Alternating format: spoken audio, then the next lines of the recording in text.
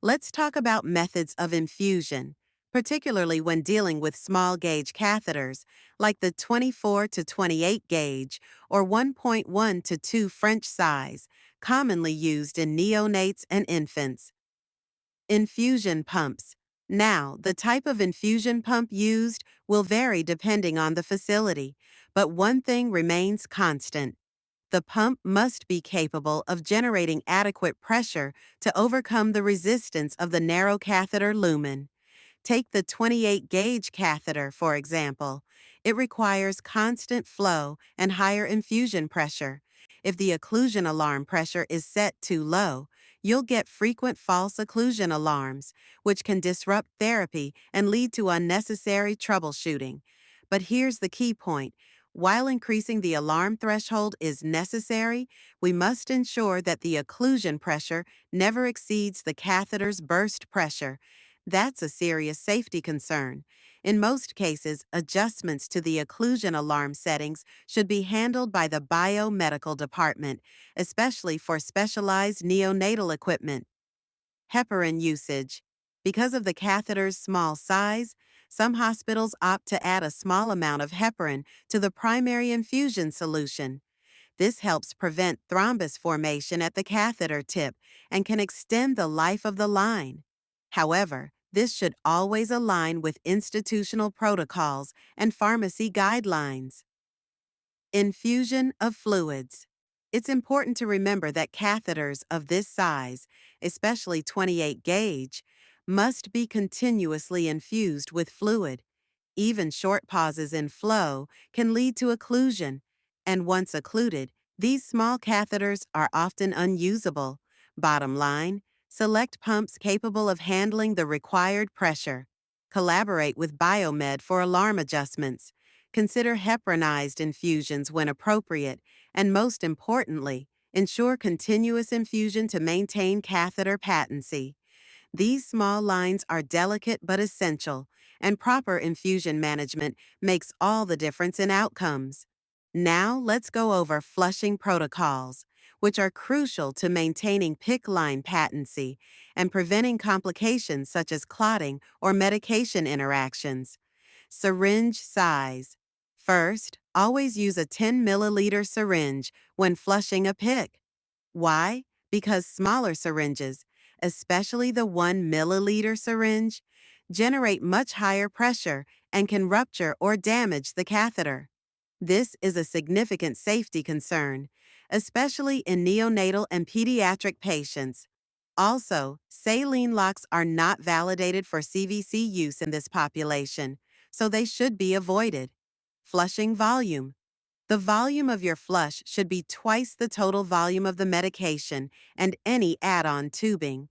This is in line with the Infusion Nurses Society (INS) guidelines and ensures we completely clear the line of residual medications, both before and after administration.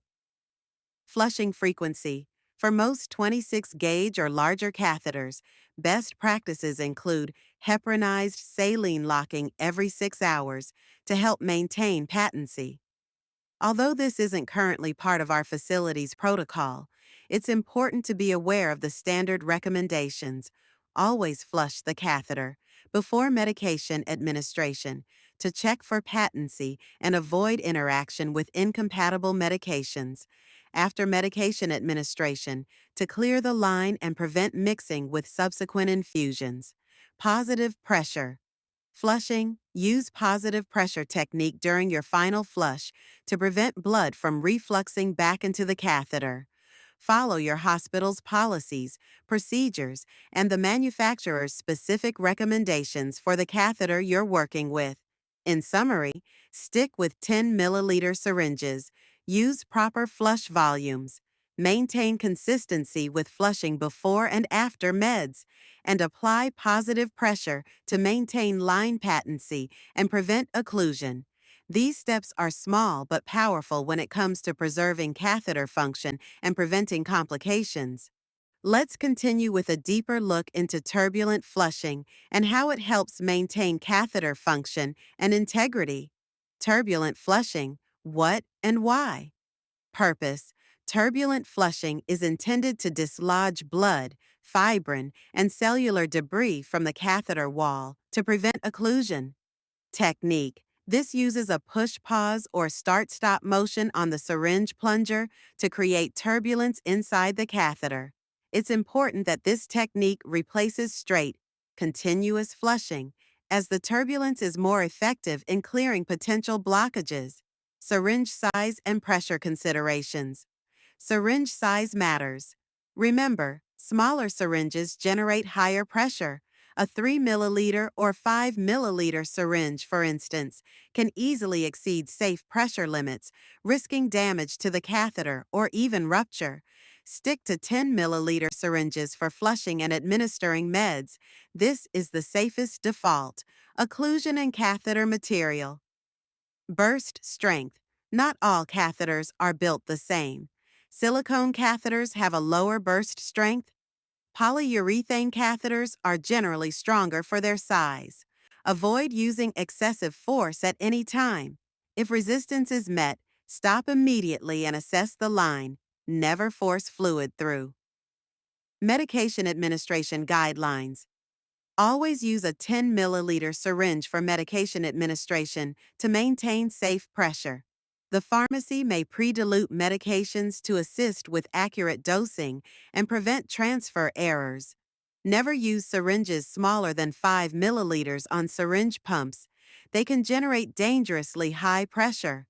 Blood sampling and medication administration through PICC for infants. Blood draws or medication administration via a catheter smaller than 28 gauge are not routinely recommended. If the catheter is 20 gauge or 3 French or larger, blood sampling can be considered, but the risk of thrombus and occlusion must be weighed on a case-by-case basis. Extension sets and needleless connectors. Sterile insertion. Extension sets inserted under sterile conditions are typically considered part of the catheter setup and do not require routine replacement. Purpose: they help reduce mechanical trauma to the catheter hub and maintain a closed system.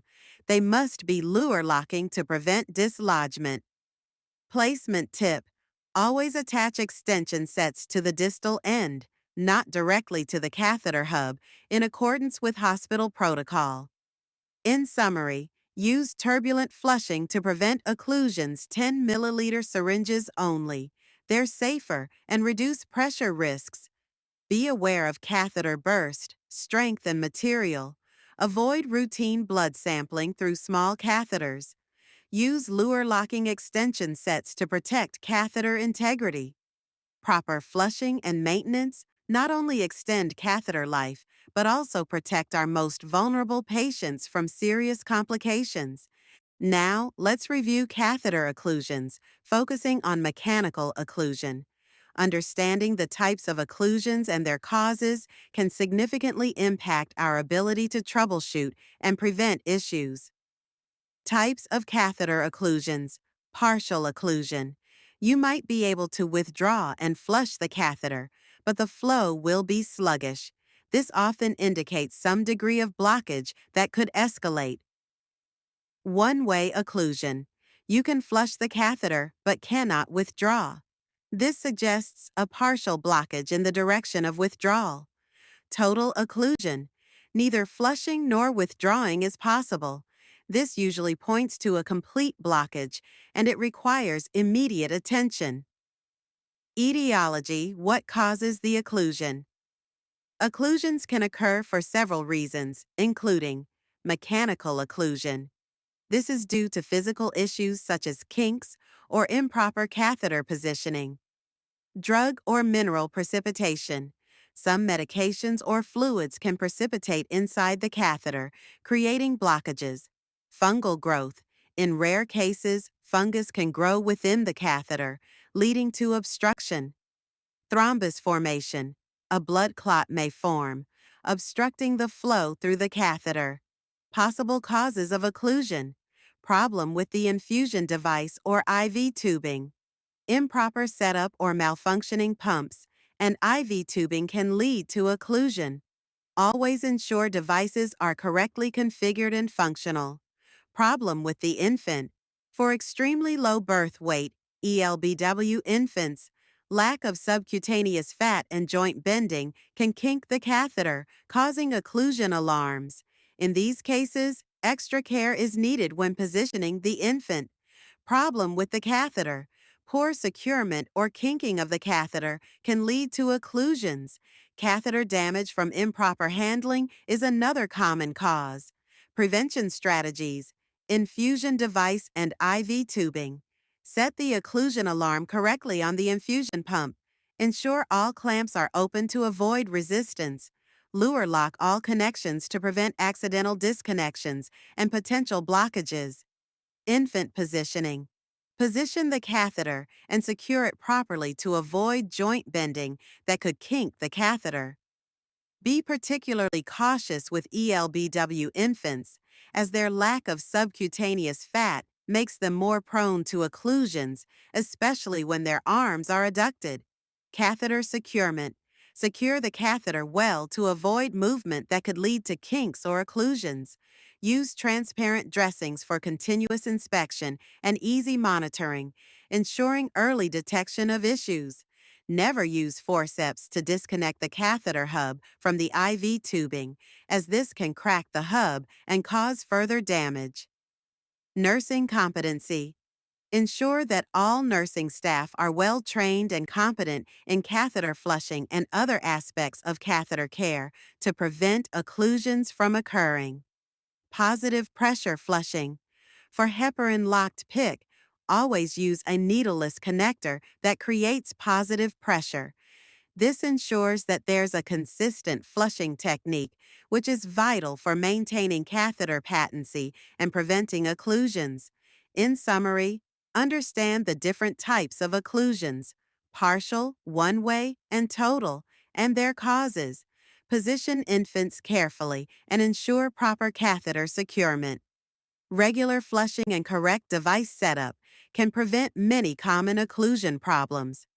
By being proactive and following these guidelines, we can prevent and manage occlusions effectively, ensuring the best outcomes for our patients. What about intervention of mechanical occlusion?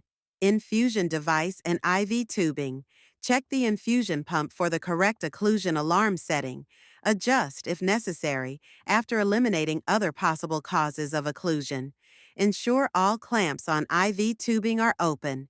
Check the filter for occlusion. Inspect all tubing and connections for leaks. Infant assessment. If the extremity with the catheter is bent, straighten it and monitor for internal kinks. Reposition the infant to the alternate side, prone or supine, and reassess to see if the catheter is pressing against the vessel wall. Catheter inspection. Inspect the catheter under the dressing for any kinks or bends. Check the hub and external portion of the catheter for leaks that could cause thrombus formation at the tip. Attempt to flush and withdraw from the catheter. Obtain an X-ray to assess for malposition. Medications and solutions. Review recent solutions and medications infused to check for any potential incompatibilities that could have caused the occlusion. Heparin-locked PICCs. Ensure positive pressure in the catheter is maintained for heparin-locked PICCs.